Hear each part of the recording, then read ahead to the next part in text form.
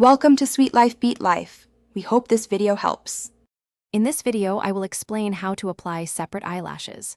First, gather your essential tools: individual lashes, a strong lash adhesive, fine-tip tweezers, and a magnifying mirror. Next, ensure your natural lashes are completely clean and dry, free from any mascara or oily residues. Then, gently curl your natural lashes to provide a good base for the extensions.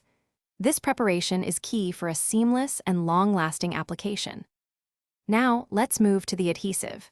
Squeeze a small, pea-sized drop of lash glue onto a clean, non-porous surface like a foil square or a lash tile. Using your fine-tip tweezers, carefully pick up one individual lash from its tray.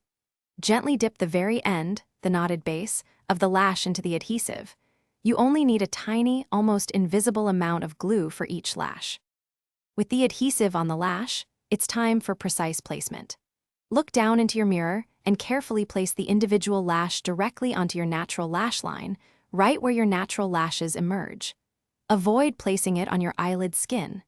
Gently press it into place for a few seconds. You can work from the outer corner of your eye inwards, or concentrate on filling in any sparse areas for a fuller look. Once all your individual lashes are applied, allow the adhesive to dry completely for at least 5 to 10 minutes.